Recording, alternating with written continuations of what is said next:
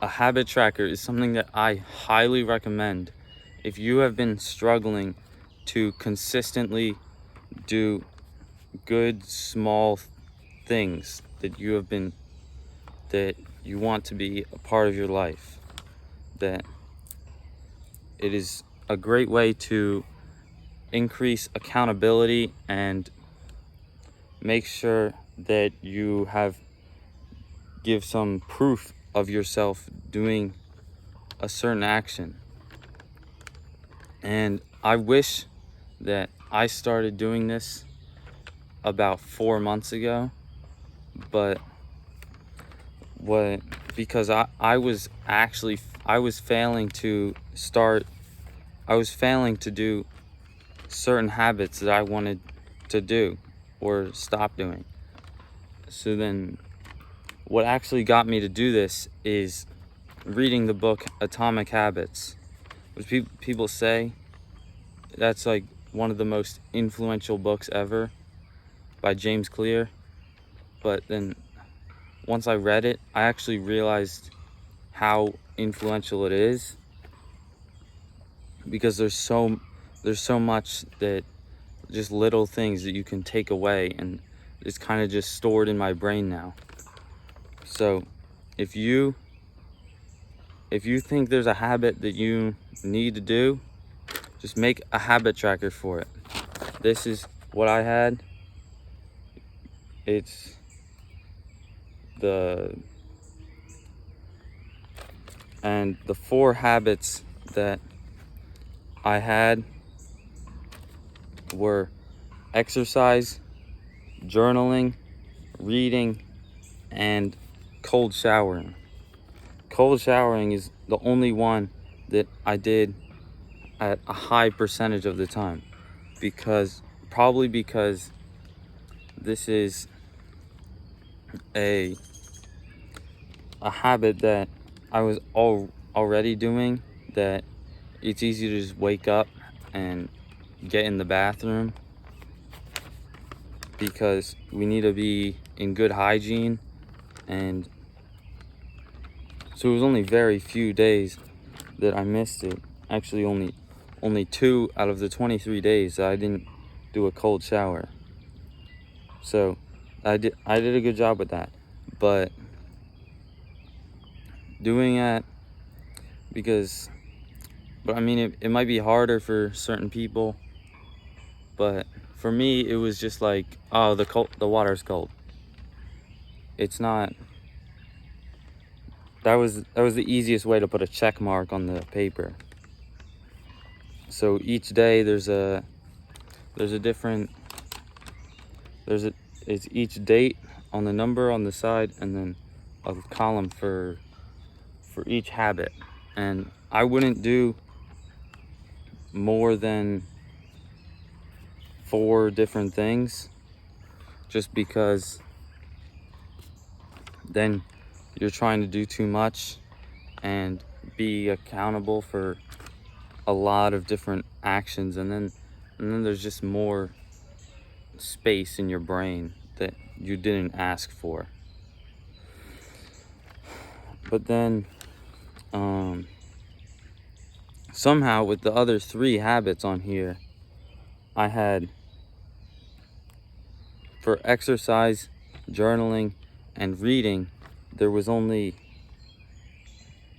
did that the same amount of days, but there was obviously days that I missed certain ones. It wasn't like each day that it wasn't so then, but with exercising, that my requirement for that was a minimum of 3 miles of running or a workout in the gym. And then you see like 4 days right here, that was because we had baseball practices and games. And then like the day after it, right there, that's probably where I would assume that's the day that we lost the baseball game, because after that I was in the gym pretty much consistently. More than that, but no more than 3 days at a time. And it's actually really interesting to look at. So then, and then for journaling also, I didn't do that more than 3 days at a time. But then with reading, it was very much more front centered or front loaded, because I did a lot of reading towards the beginning, and then towards the end, it's like, because reading is something I do towards the end of the day, and I think it's important to have, if you really want to get these things done, then there needs to be a plan to do something. Otherwise, it usually doesn't just happen. And so for the cold shower, it's like, I'm gonna wake up and get in the shower. There's no arguing about that, because I have to shower once a day, and right in the morning is the best time for a cold shower. But then reading, there's space, like I leave empty space at the end of the day. Like before I go to bed, you need to just remind yourself to get out of bed or get in bed a little bit earlier, because there needs to be that block of time. If it's too late, the nights that I didn't read was when I got in bed too late and was like, oh, I'm tired, I'm just gonna fall asleep, and then the book didn't even get opened that night. And so yeah, then with journaling, that's like pretty much the same thing, because I like to do that with reading. So if I needed to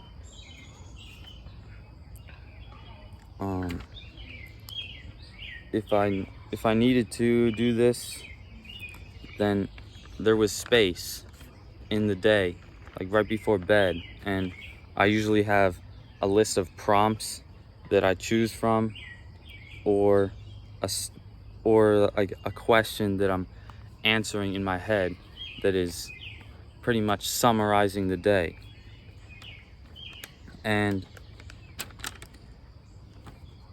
But with exercising, you see like this.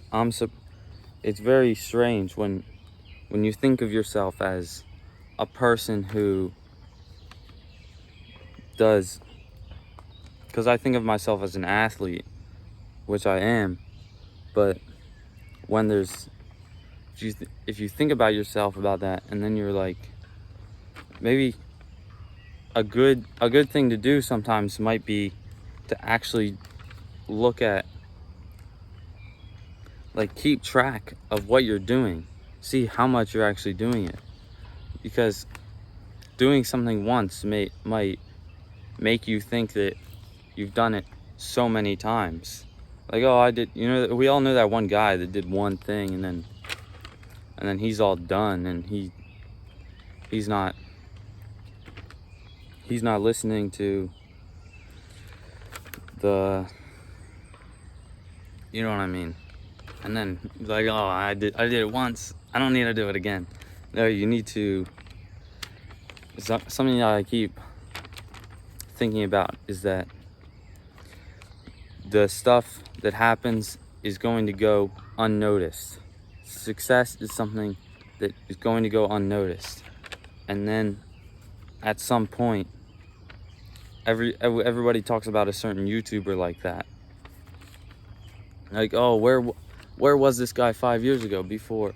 Well, he was there, but nobody was watching.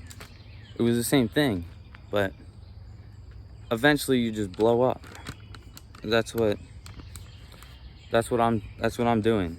And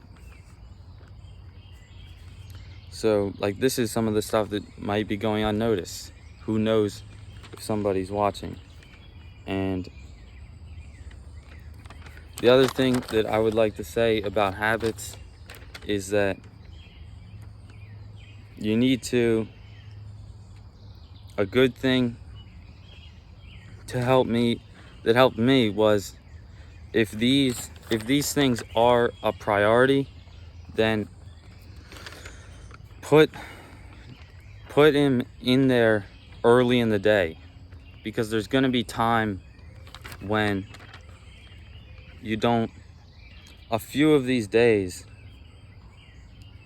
I was like, I was just doing stuff like all day, and then somehow I didn't get to the gym, and I was like, oh, I really want to put the check mark on the paper right here, but it didn't happen. Or it might have happened just to get that check mark. But is it even worth it at that point if I'm going to the gym at 5 p.m. when I could have been there at 8 a.m.? Like, you know what I mean? There's too much of that space right there when it's like this. I was thinking about it all day. I was like, no, I'll do this first. And then the thing that you thought you were going to do takes so long. But going to the gym or running is only an hour at the most, which it should be. So early in the day, then like those you can look at this habit tracker and know when my best days were. The best days are the ones that got the most amount of check marks. I only did that 26% of the time, which 6 times out of the 23 is kind of, I'll have to see. I don't know if what kind of grade that is, but so 6 days were like the best for this, because I got it. That means you got everything done that you need to do. And even if you're not doing the habit, like those days that I didn't read for like 5 days, you still leave this on your wall, because it's important to be honest about things and see like, oh crap, I need to do this. I need to get going with my habit. And then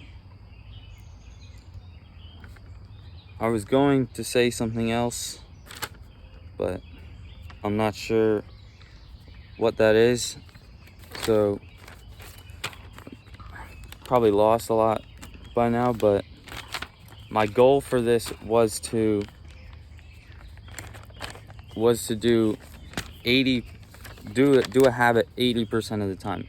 If I do something more than 80%, I think that's good.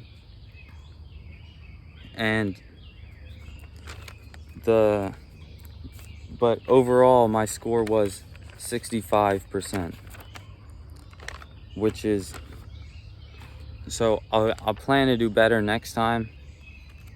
And I plan to do better next time because, you know, there's a lot of time that I can think about just getting it done.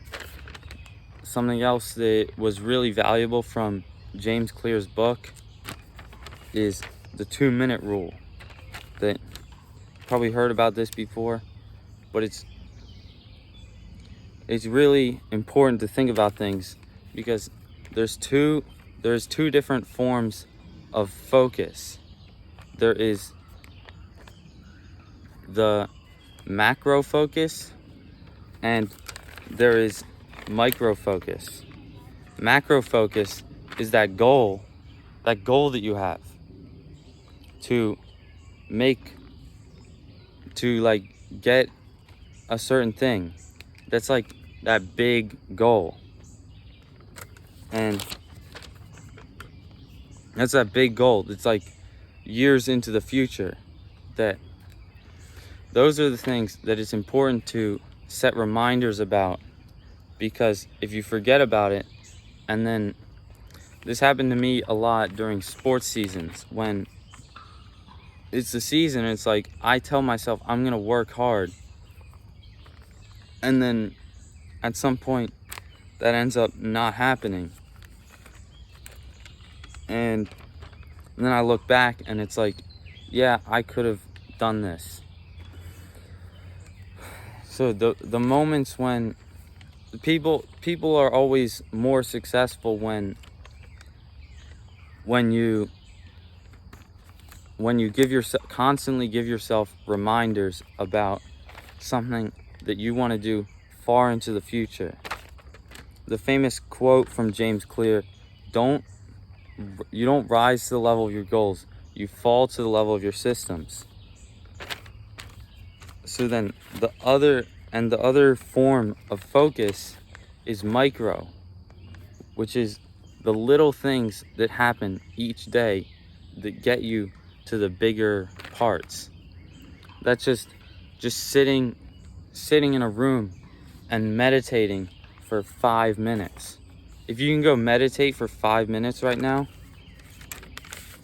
then the chance of you doing something else probably increases, because there's each little step that you work towards, each thing is going to get you closer.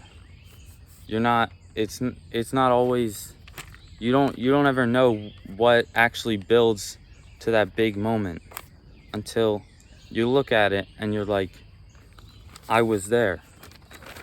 I'm gonna be there. And this, let's get a picture. This is for the thumbnail. And go make a habit tracker if you need to. Make a habit tracker right now. Whatever habit that you want to do. Think of something. I had this taped on my wall for, I don't know, the whole time. I had this taped on the wall the entire time. And it was important to look at. And then each night, I grab my pen and I just write in that little check mark. Let's go.